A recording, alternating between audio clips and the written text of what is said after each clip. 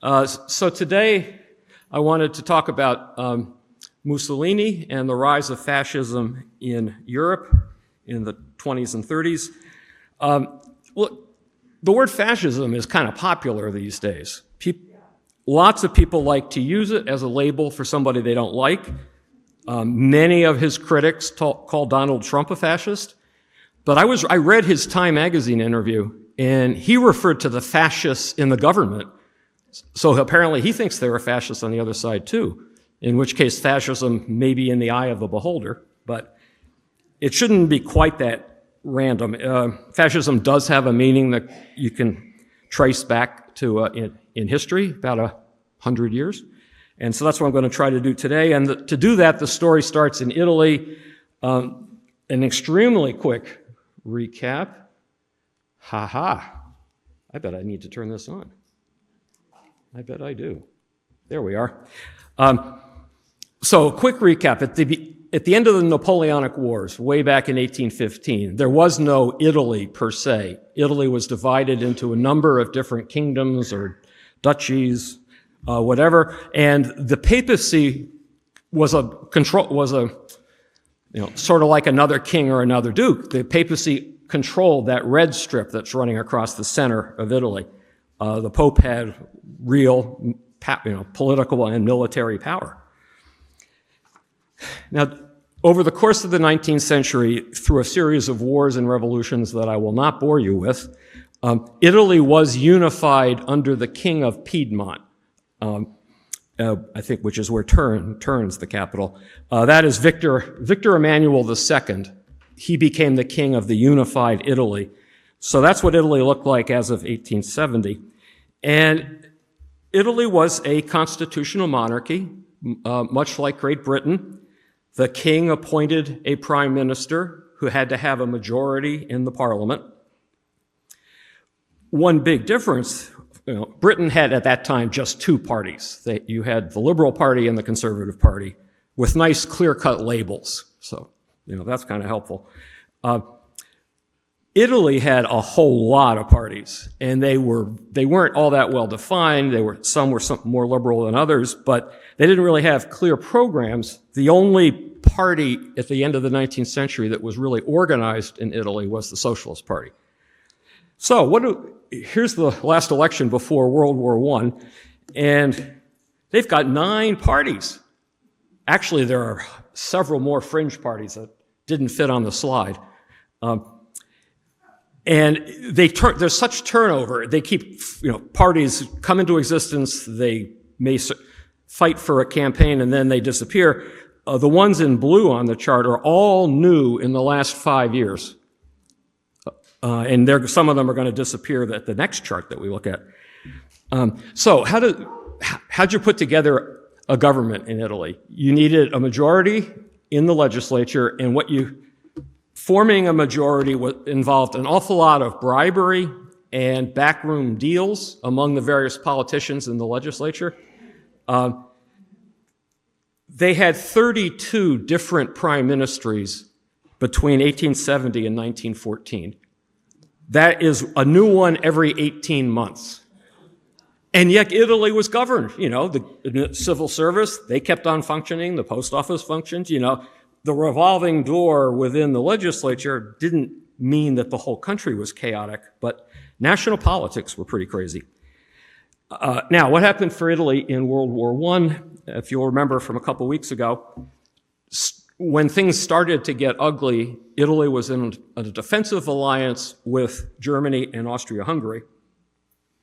But the war started with Germany and Austria-Hungary doing the declaring of war.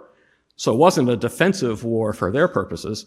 And so Italy decided they had a choice of which side they would fight on, and they put their services up to the highest bidder. And in a secret deal, Britain and France promised the Italian government that when the war was over, they would acquire those yellow patches on the map, which is a few more chunks of Austria-Hungary and some land in what is now Croatia, running on the Adriatic coast. They'd also get some land at the very far down there. They'd get some islands that belonged to the Ottoman Empire. So Britain and France said, here, will you take this? And they said, sure. So they came into the war. The Italian army had a tough time, but Italy was on the winning side. And so they expected, when you got to the Treaty of Versailles, they expected to do quite well in the terms of the treaty. And by quite well, they're thinking in terms of land, adding territory at the expense of Austria-Hungary. In reality, although they treated Prime Minister Vittorio Orlando technically as an equal with the other heads of state there, in reality, the British, the French, and the Americans made all the big decisions and let Italy know afterwards what was going to happen. And they did not get as much land in the final treaty as Italian nationalists had hoped for. They did add the two patches in dark orange, so filling in gaps in the northeast corner of the country. But there were a lot of Italian nationalists who thought they should have gotten more and more of the Adriatic coast below what is labeled as Yugoslavia. They had their designs on a whole lot more of the Adriatic. It didn't happen, and even though they won the war, for many Italian nationalists, it became known as and this is the translation, a mutilated victory. A victory that wasn't a victory because they didn't get what they had been hoping for. Italian politics becomes even more unstable after the war. Here's the next election is in 1919. Now they've got 10 political parties, not counting the fringe parties, and half of them didn't exist in 1913, including the communists, who were quite new. And as you can see, the most successful party was the socialists, who were also the best organized party, and they get a third of the vote. There's a new, explicitly Catholic political party. For years, the popes had sort of hesitated about giving Italians advice on what to do within the political system, but the Pope sanctioned a new party that would be explicitly designed to represent the interests of the church, and that party came in second with 21%. It became even harder for them to organize a government. This time they had 6 ministries in 3 years. So the revolving door spun up that they had a new prime minister every 6 months. That looked pretty chaotic. And you had a lot of people who had suffered during the war and now wanted improvements in their lives. And that includes thousands and thousands of the agricultural workers in the poor section of Italy, which was the south, simply marching onto the local landlords' estates and taking them over. Estate seizures were very, very common. Thousands and thousands of workers did it. At the same time, there were hundreds and hundreds of strikes in which workers seized control of the factories and protested and marched around. In 1920 alone, 600,000 workers were on strike. Lots of marches, lots of public displays.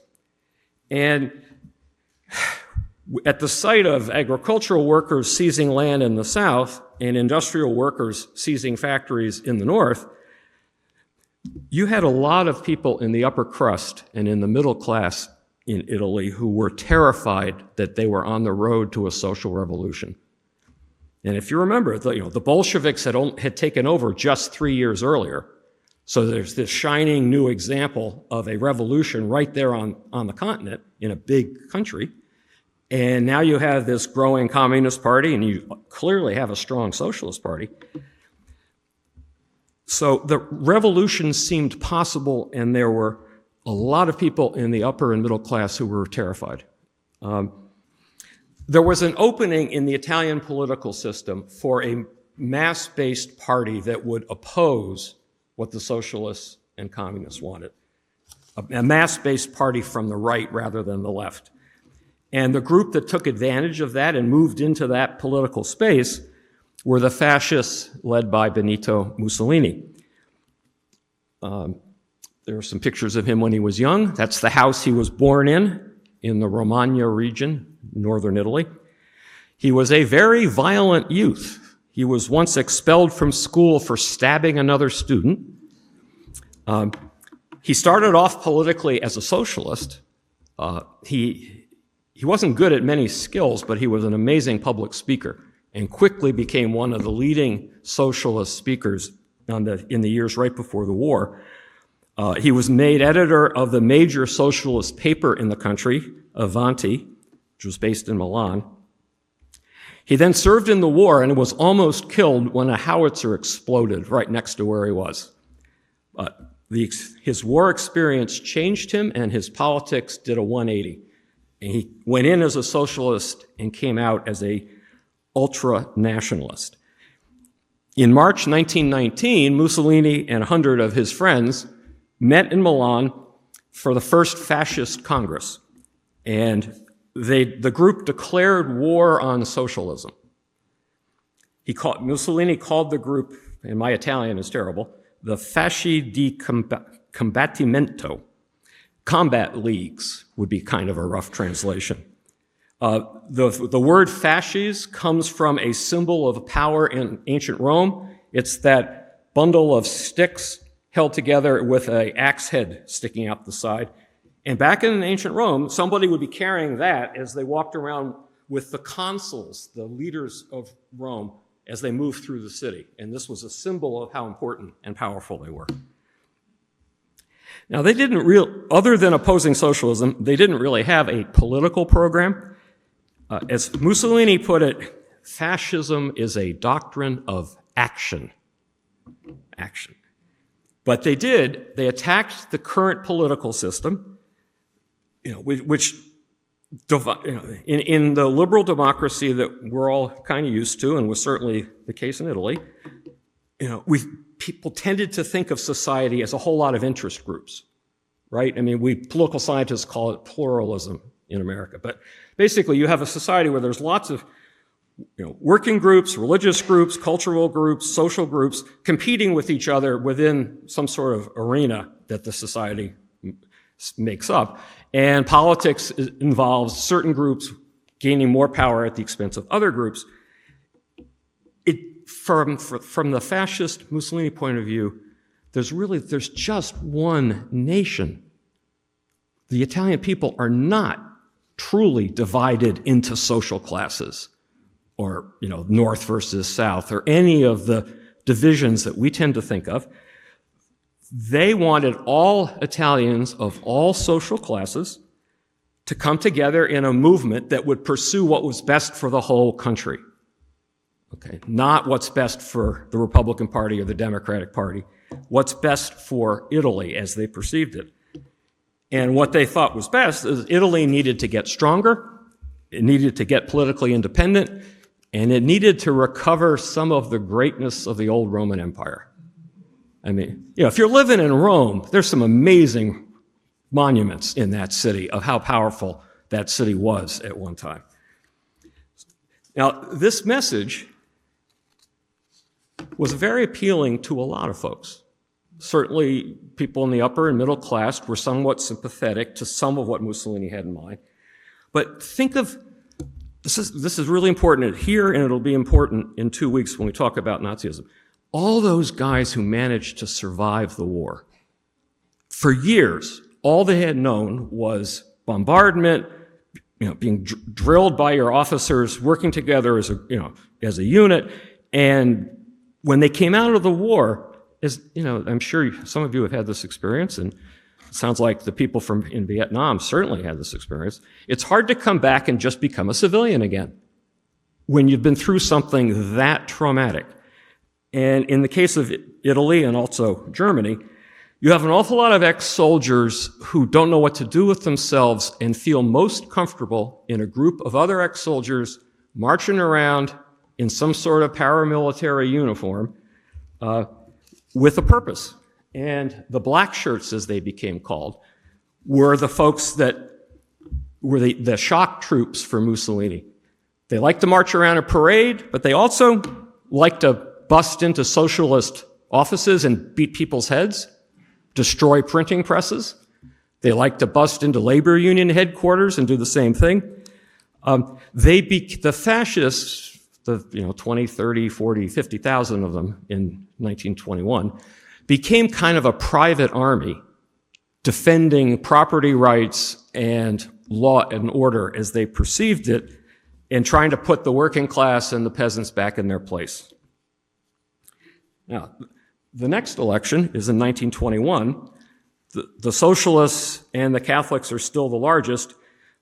This time, some of the mainstream politicians formed a national bloc of center and center-right parties, and they included the fascists. And Mussolini was fine with that as a junior member of this little coalition. And so they ended up being part of a national bloc, and they ended up receiving 33 seats in the legislature, which gave Mussolini a place to launch some of his speeches. By 1922, there were 250,000 members of the fascist party. They took over city governments. You think about it, mayors were from various political parties. Many cities in Italy had a socialist mayor, but the black shirts would come in with truncheons and rifles as necessary, beat people's heads, clear out City Hall, and take over the government. They did that in Milan, they did it in Bologna, they did it in a number of cities. In October 1922, Mussolini addressed a Congress of fascists in Naples. There were 40,000 of them there. And he said, they ask, what is our program? Our program is simple. We want to govern Italy. Either we are allowed to govern, or we will seize power by marching on Rome. That was October 24th. Within 2 days, fascists are marching toward Rome. Thousands and thousands of them. Along the way, they occupied many town halls, post offices, railroad stations. They started getting control of some of the institutions in the country. So they're heading, and there's Mussolini in the lower right, and in the upper left, you can see him posing. He likes doing this in the upper left.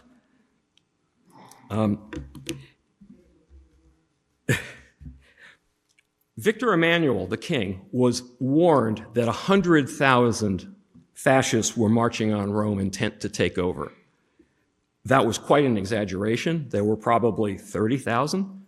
But whatever the number, the king was terrified of violence. He did not want the city torn apart. He did not want people getting beaten up or killed. The prime minister urged him to declare martial law, and he said no. He also refused to call Mussolini's bluff. He didn't call out the army to stop them. Just let them keep on marching. And on October 31st, again, to avoid bloodshed, Victor Emmanuel appointed Mussolini as the prime minister of Italy. He was the head of a coalition. He's still a minority party, so he's a minority within the cabinet of ministers, but he is the prime minister. And so this is one of the main points here. Despite the street violence, and there were thousands of socialists and communists got beaten up and killed in the few years after the war. But despite that, Mussolini comes to power in a perfectly legal manner. He is appointed prime minister by the king just the way all the other prime ministers were appointed. The New York Times observed that Mussolini and the fascists had achieved, quote, a revolution of a peculiar and relatively harmless Italian type. Okay, so you could detect some anti-Italian prejudice in that, which the editors of the New York Times would certainly not have been immune from. So now the real challenge, once you're prime minister, is how does Mussolini and how do his people get control of the country, the whole government? There's an election in 1924, and a coalition led by the fascists gets 65%.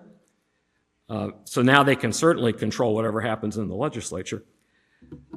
The next month, Giacomo Matteotti the leader of the Socialist Party, got on his feet in the legislature and gave a very long and detailed speech about just how much election fraud there had been, and that the fascists were only won because of election fraud. He was kidnapped by 6 black shirts a few days later. His body was found weeks later. Mussolini took responsibility for it. He actually said, yeah, my people did that. Can we not do that? Thank you.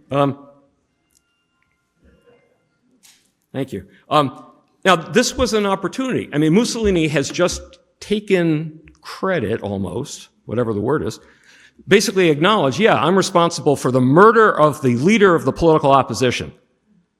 The king and the army could have decided that they'd had enough of him. They don't want him leading the country any longer.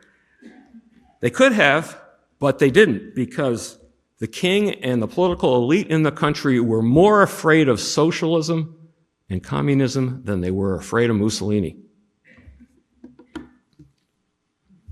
Now, over the next 2 years, Mussolini and the fascists take total control of the country. They outlaw all other political parties. They end freedom of the press and impose censorship. They destroy the labor unions. They expand the national police and the service network of informers. They jailed 10,000 opponents of the regime.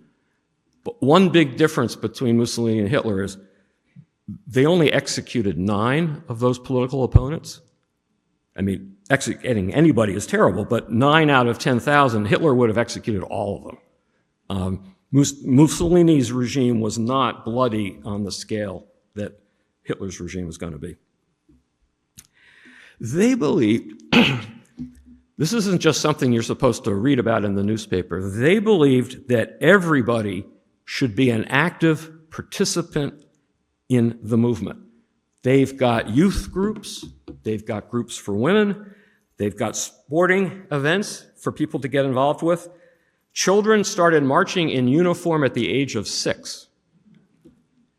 And when he gave a speech on the radio, everybody was expected to listen. So this is a movement that, and this is one of the key features of fascism and also Nazism, that doesn't want you to just watch what's going on and then vote. It wants you to be part of it. It wants you to be with them on the streets, marching around, proving your loyalty and commitment to the national effort. In 1929, Mussolini bought off the Catholic Church. He recognized Vatican City as a separate, independent nation. He made Catholicism the official state religion. And Pope Pius XI promised that the Catholic Church would stay out of Italian politics. So he gets the independence of the Vatican and freedom from harassment by the civil government. And in return, he rolls over and he's not going to be making any public criticism of Mussolini. This is truly a movement held together by the cult of a single leader. Il Duce in Latin, in Italian, the leader. Mussolini's picture was everywhere. He appeared at every public event he could to get photographed and to give speeches. Movie audiences had to stand up and cheer if his face appeared on the screen. He had a very, very large office. Visitors to his office were expected to run the last 20 yards from the door up to his desk, sprint, and then when they got there, they had to give the fascist salute.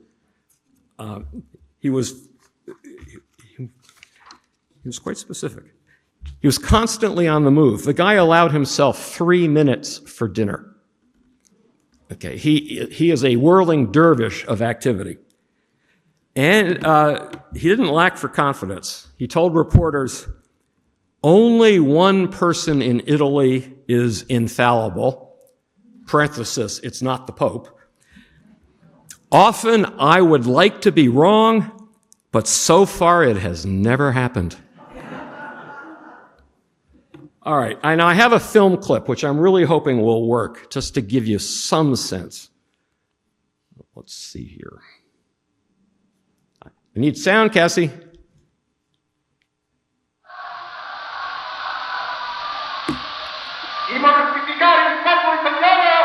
That might be too much sound, but...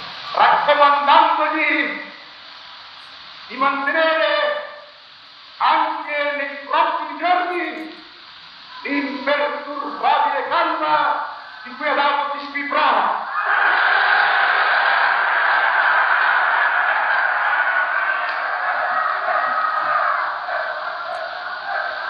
Io so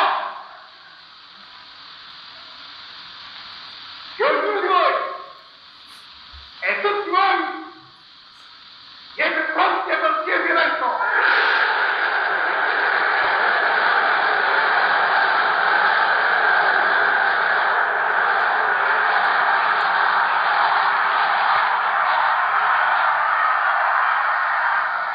Questa vostra risposta, questo vostro occhiale grido è stato in questo momento udito dal mondo.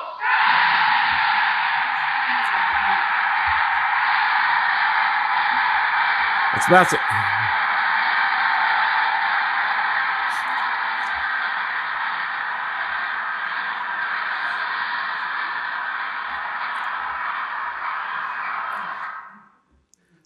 That guy was popular. That is a lot of people.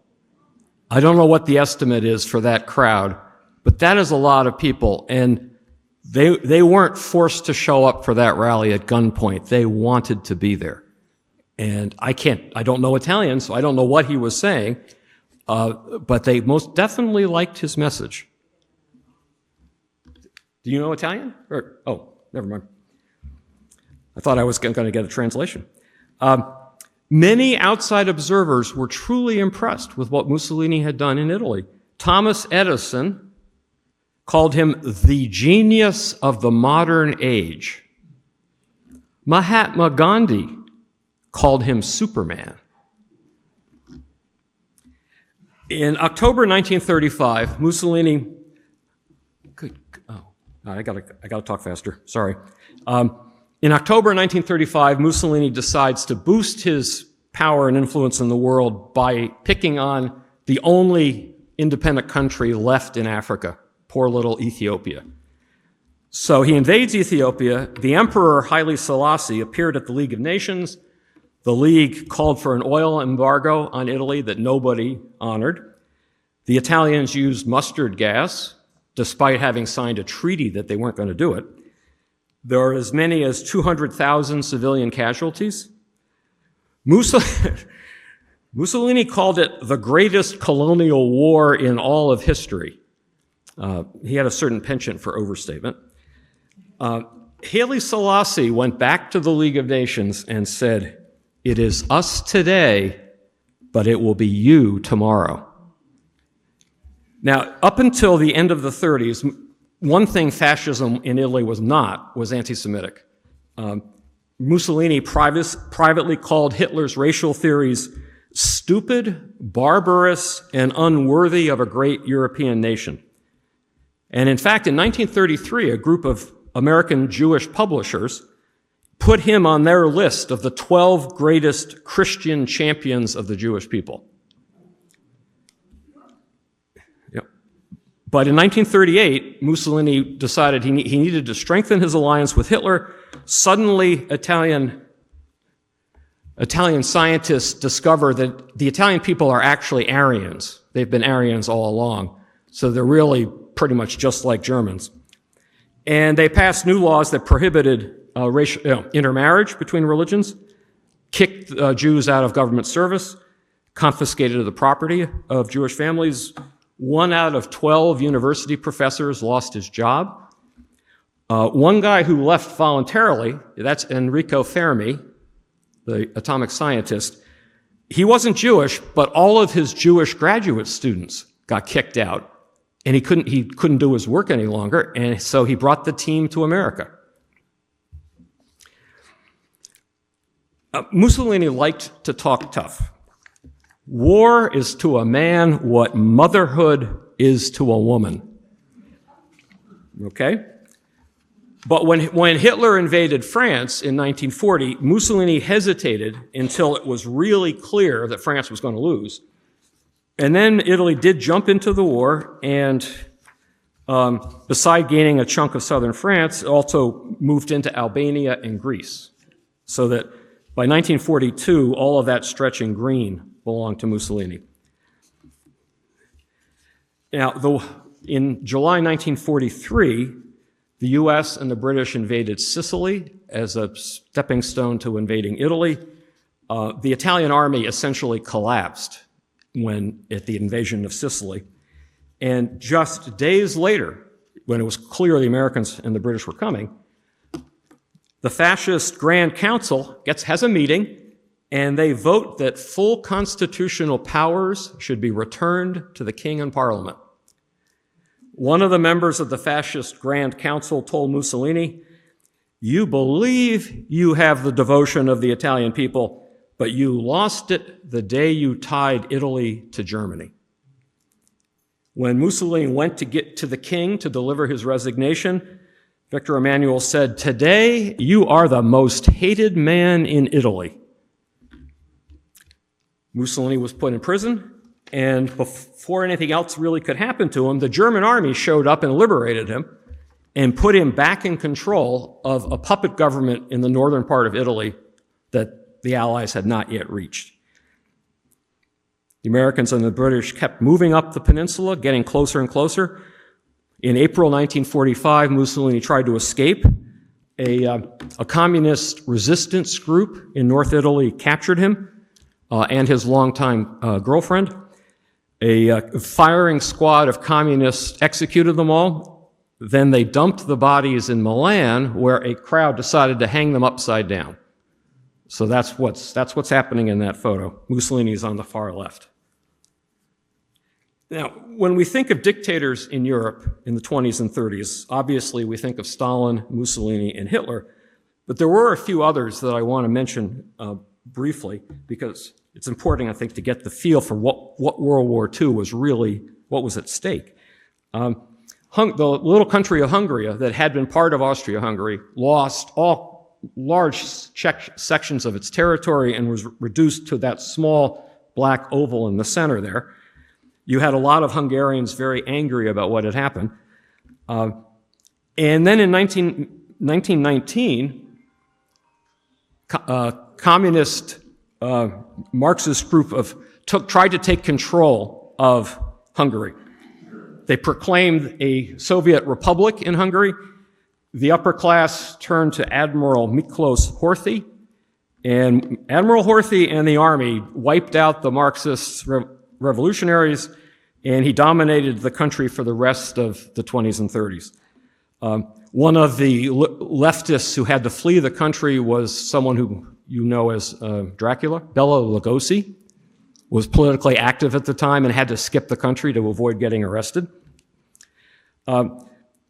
When Hitler eventually pressured Horthy into joining the invasion of the Soviet Union and also pressured him to do something Mussolini never did, deporting pretty much all of Hungary's Jews.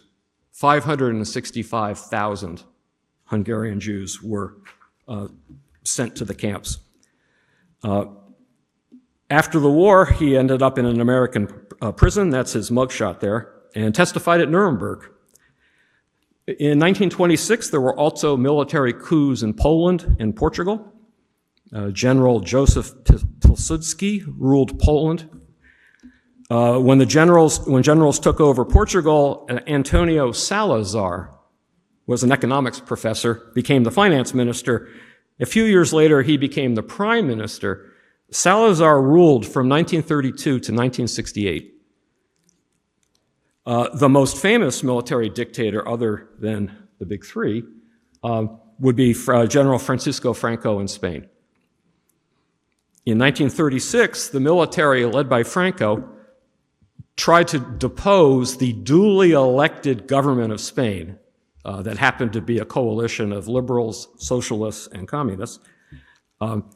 Franco got big support from the Catholic Church. that map shows roughly at the beginning which regions were controlled by the Republic, the red, and by Franco, the blue.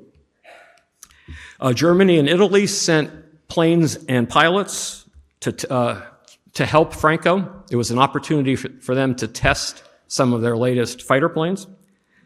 54 nations, including the Soviet Union, sent help to the Republican government. But that did not include Britain and France, who didn't want to annoy anybody, like Hitler or Mussolini. It did not include the United States. Remember, Franco has strong support from the Catholic Church, and Franklin Roosevelt told Eleanor that if he sent arms to help the Spanish Republican government, no Catholic would ever vote for him again. So he didn't. There were some volunteers that formed the Abraham Lincoln Brigade, there in the lower right. One of the Spanish Civil War is remembered, among other things, for the German bombing of the little town of Guernica in the Basque region. Guernica was kind of the symbolic capital of the Basque people. The town itself only had 7,000 people. 1,000 of them were killed. 3/4 of the buildings were destroyed. And in response, Picasso painted an incredible painting, Guernica, which you could find if you go to Madrid. There were atrocities on both sides. The Republican government soldiers murdered more than 6,000 priests and nuns and destroyed 20,000 churches.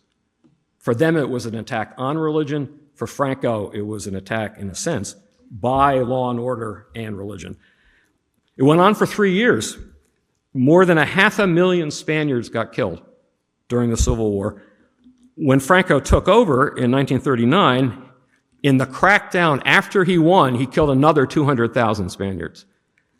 And he ruled until 1975. He was 82.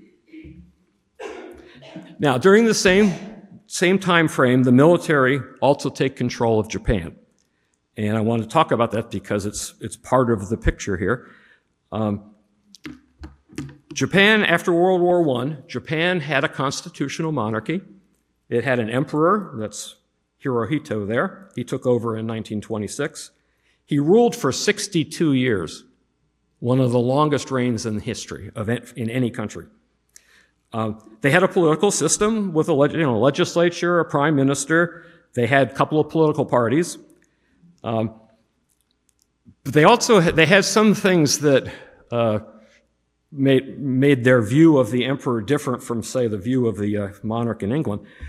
Japanese people were taught that their emperor the dynasty was created by the sun god 2,600 years ago, that God chose the emperor, that the emperor was divinely charged with the mission of looking out for the Japanese people, and that all Japanese of any social class should be part of the loyal citizenry, I guess. This is, like, oh, gee, appointed by God for great things. That might sound silly, except what is a manifest destiny in the United States? That was, God has given us this continent and given us the right to move across the continent, slaughtering the people who get in our way, and taking over, which is what we did, what the white people of America did in the 19th century.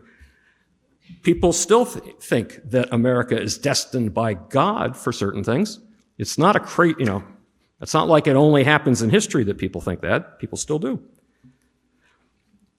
And I'm not saying they're wrong, because I don't know anything about God. Japan also had a fascist movement, quite militaristic, led by that General Araki there. He wanted to the Japanese version of fascism wanted to build up the military and expand into the continent of Asia. And many nationalists in Japan assumed that there was going to have to be a war with the Western countries, notably America, at some point. By 1937, military spending was 75% of the national budget. And the Japanese empire grew substantially during the 30s. They already controlled Korea and Taiwan, and they had a foothold in Manchuria on the mainland of China. In 1931, the Japanese army they blew up a railroad bridge and then blamed Chiang Kai-shek's government in China of being the ones who blew up the bridge. And they used that as an excuse to swarm into the rest of Manchuria and quickly take over a large section of it. League of Nations did protest, and so they walked out of the League of Nations. The military at this point, they still have a government with a prime minister, but the prime minister somehow keeps turning out to be another general. It's really the military running the country. And everybody's in uniform, everybody's marching. They've got, children were taught that there was nothing more honorable than to die the death of a warrior for their country. To get enough money to buy and make weapons, they put Japanese civilians on a very tight ration. These people were a strict austerity budget, and they also prohibited any Western-style clothing or music. Probably they had to stop playing baseball. I haven't thought about that. I have to check, because they liked that. Anyway, during the late 30s, the Japanese gained control over good chunks of China and also French Indochina. So the portions in green had been controlled by Japan. This is before Pearl Harbor. They had already gotten this much.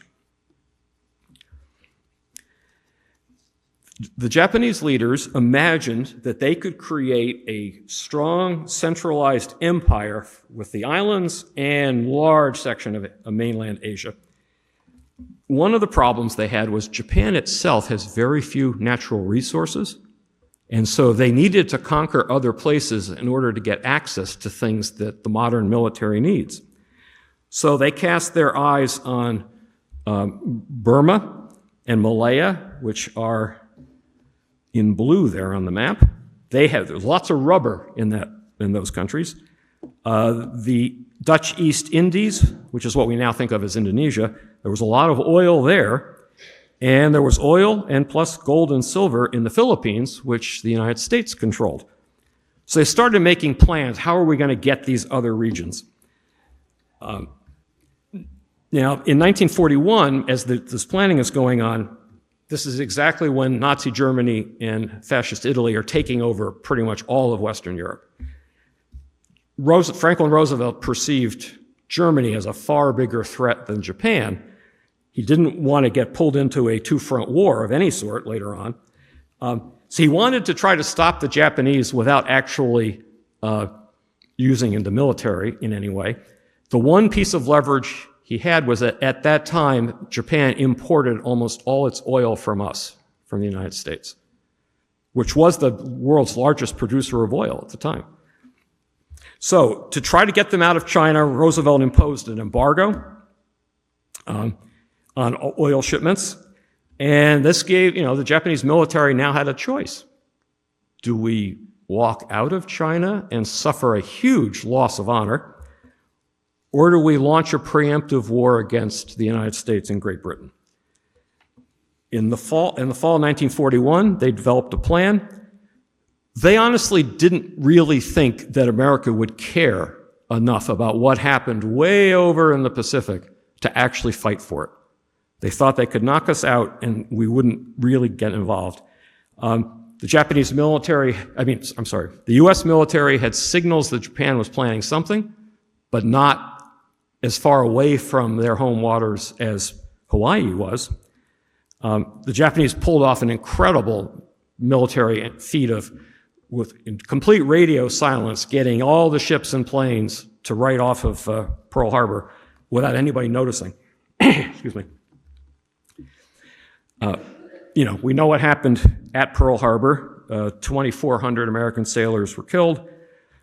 America lucked out in the sense that the aircraft carriers were at sea, and for some strange reason, the Japanese planes attacked battleships, but they didn't attack the American planes that were parked on the ground, and they didn't attack the huge farm of big oil tanks, storage facilities.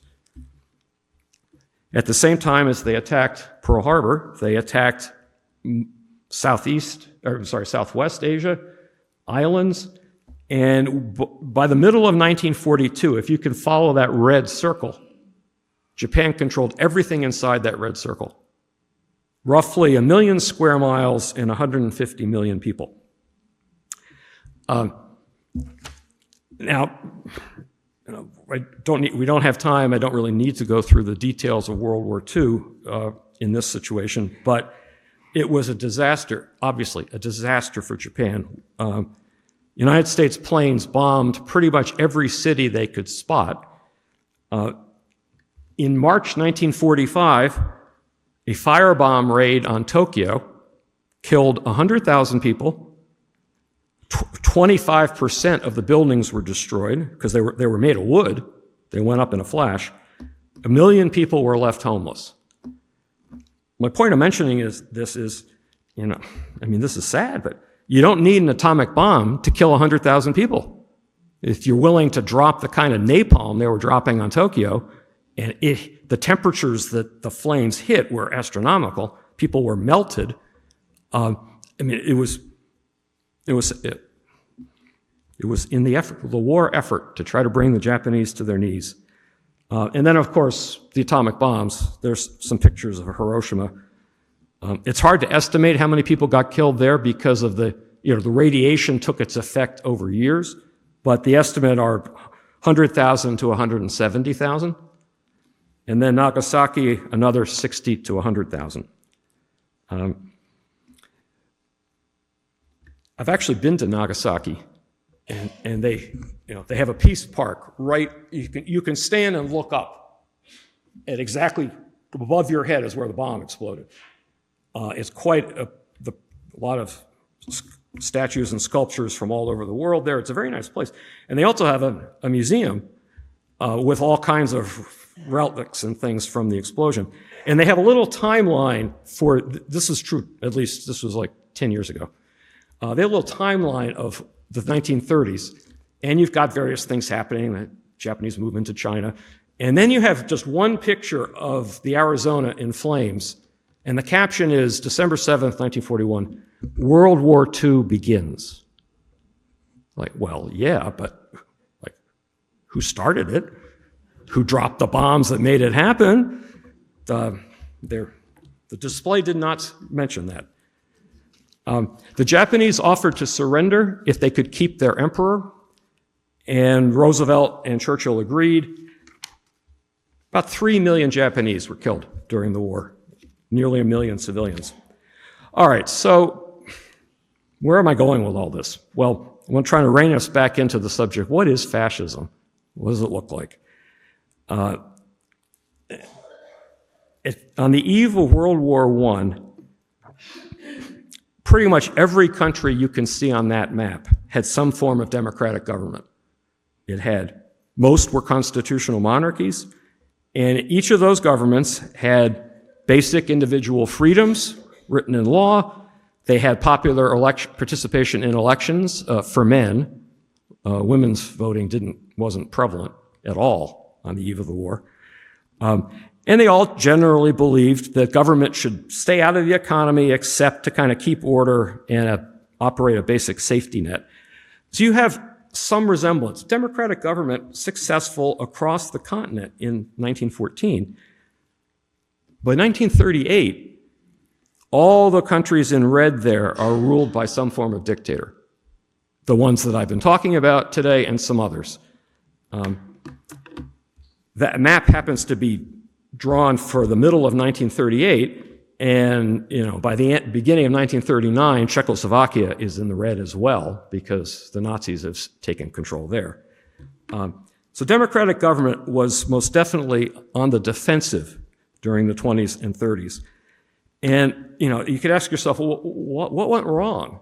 And so I want to try to give you some suggestions about that.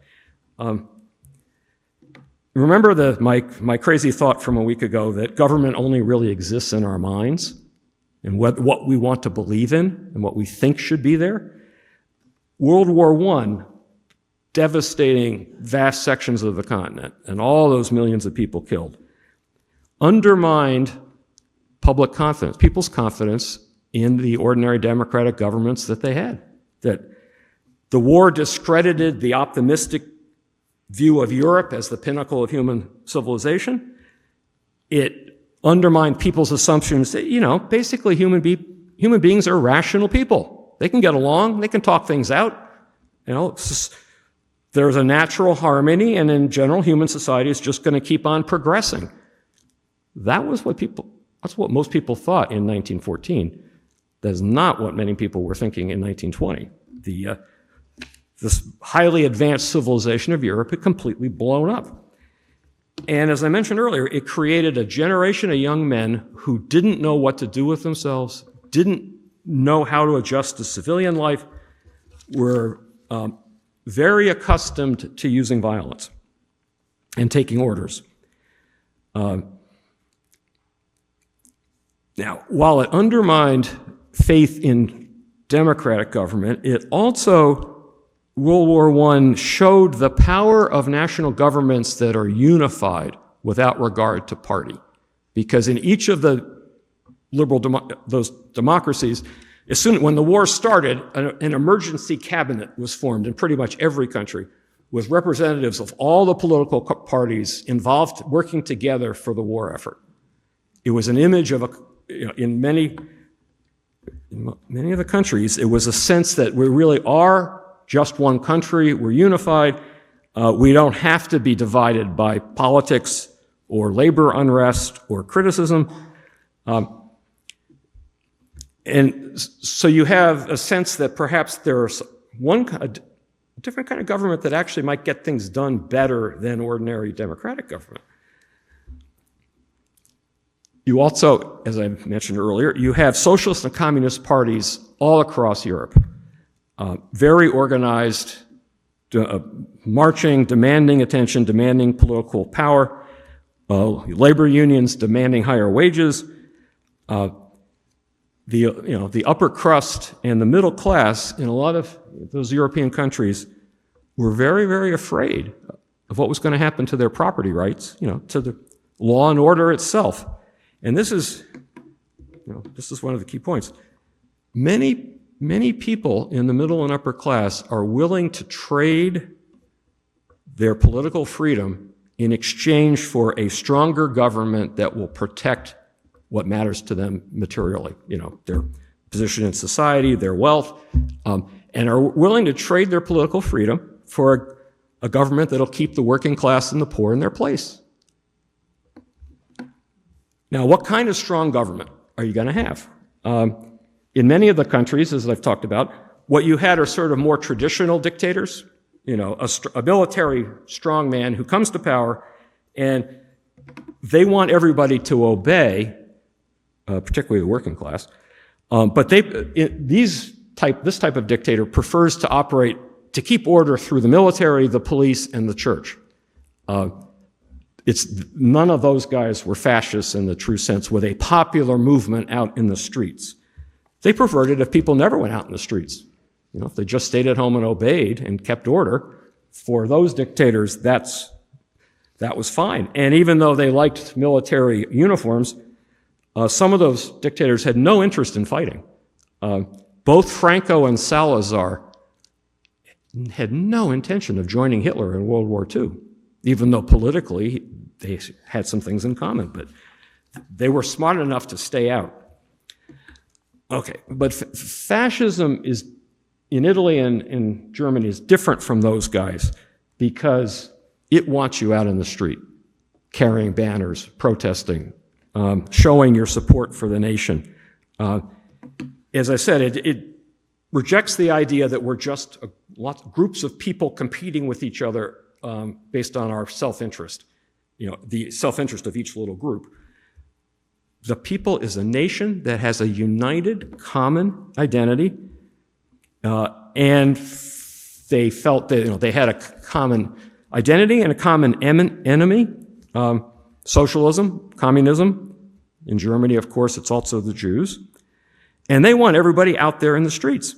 And you express your unity by your support for a strong leader. And we certainly I think you got a sense that it really did work. Mussolini had a certain magic. Fascism is held together, is not a political program. It is held together by emotion and power and violence, not by rationality. One fascist in Mussolini's group said, "The fist is the synthesis of our theory." And a Nazi playwright in 1936 said, I just love this quote, "When I hear the word culture, I reach for my revolver." Fascism in the 1920s and 30s seemed like the wave of the future. Mussolini, in one of his speeches, said, "Never before have the peoples thirsted for authority, direction, and order as they do now. If each age has its doctrine, then the doctrine of our age is fascism." All right. But for all the excitement and the energy that he encouraged, Mussolini didn't seize power. It was handed to him. The elite in Italy, middle-class politicians, and the church were all willing to accept fascists in the streets, beating on the heads of socialists and communists and labor unions, because they thought it was necessary to keep order. The king and the political elite decided to share power with that guy to prevent the socialists from getting any power. The church sold out, was prepared to look the other way. And part of this is, sort of class snobbery. The king, his advisors, the political elite in the country, they're all educated folks. They've got a lot of political experience, they've been to college. The people who kind of were used to running Italy came from the upper class and were very educated. And they could not imagine that an uncouth fellow like Mussolini could actually run things. They really didn't think it was possible. So they gave him the keys, and they assumed that they could control him. And they were wrong. But he did have people in the streets with rifles, but most Italians quite willingly accepted what that guy was doing because they saw his rule as better than the alternatives. The military buildup was really good for the Italian economy. Expanding the Italian empire in Africa made people feel better about themselves as Italians. You certainly didn't have labor unions causing trouble by going on strike. You didn't have peasants trying to seize land any longer. And not having your political freedom, not being able to vote in a free election, seemed like a fair price to pay. And Mussolini's support lasted into the war. It was only when the war really started going badly in 42 and 43 that he finally lost his political, his popularity in Italy. All right, so in the time remaining, I've got a couple minutes here, I'm going to go out on an extreme limb here.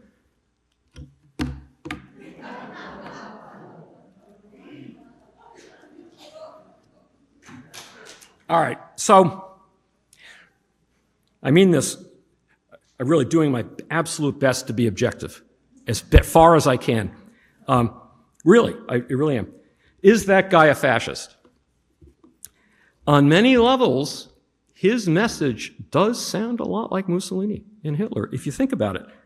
I mean, he expresses total contempt for American institutions. He doesn't believe in our democratic government. He thinks courts are biased, elections are rigged, the FBI is corrupt, the press lies to you. The institutions that make up American democracy, he doesn't believe in. He doesn't accept the outcome of one legitimate election. And based on what he was saying in that Time interview, he's going to decide for himself whether the 2024 election is legitimate or not. He's totally cynical about world politics. Every nation is out for itself, which is very much the way Mussolini and Hitler viewed things. And he also, at the same time, portrays America as a victim.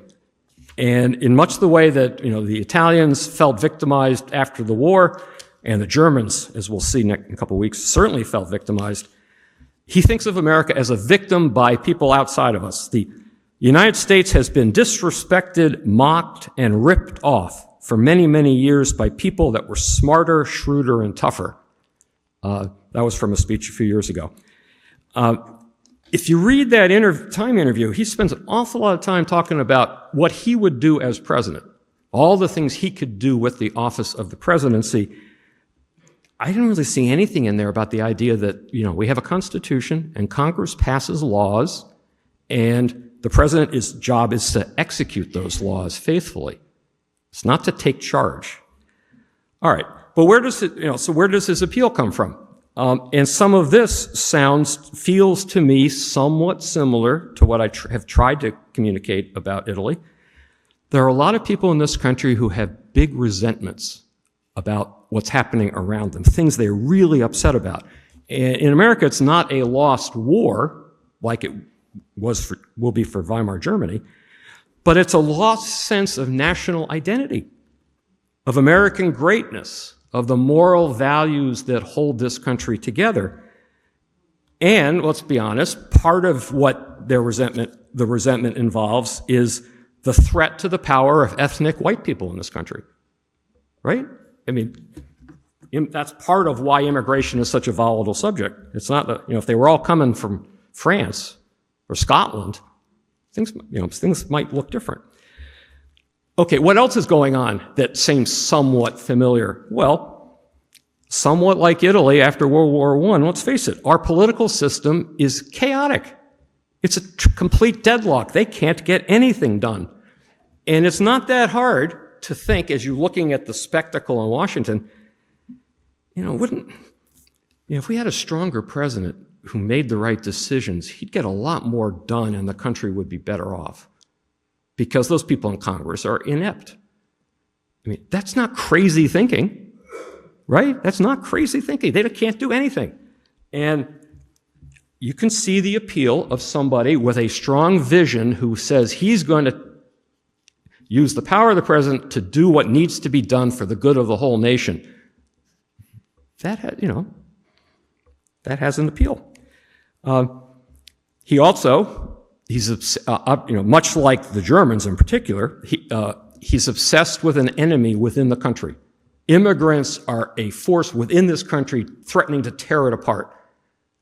If you plug in the word Jew, that is pretty much what Hitler and the Nazis were thinking in the 1920s and 1930s. A force within the country tearing it apart and threatening its civilization. He told the Time magazine that he does not plan on putting immigrants in detention camps, but you can't deport them all without rounding them all up. And if you round them all up, they're going to be in a camp. And if any of you have trouble finding a place for them, what's going to happen? Again, that was the initial plan the Germans had for the Jews. Round them all up and ship them to Eastern Europe. That was the Nazi plan in the 30s. It evolved during the war. All right. Okay. So nobody's thrown anything yet, so I'm grateful for that. Is Trump a fascist? You can decide for yourselves, but the more I read about what he's saying, the more like Mussolini he sounds to me. What's missing at the moment is thousands and thousands of armed followers marching in the streets like Mussolini's black shirts were doing and beating up the political opponents. We haven't gotten to that point yet. But I don't know what some of those folks are planning behind closed doors as this year goes on. And God knows what's going to happen when they start announcing the election results. So is it, anyway, on this, I'm scared to death. I am scared to death. I am scared to death. I'm sorry, Arlene, this is a preview of what I'm going to end up saying for the concerned citizens in a couple of months, but I guarantee you I will still be scared to death when she asked me to do a talk about the threats to democracy, so I will. Anyway, on this incredibly cheerful note, why don't you all go back out and enjoy the day? There won't be a class next week. We'll be here on Thursday, May 16th, 1:30. Thank you all for being here and for listening to me.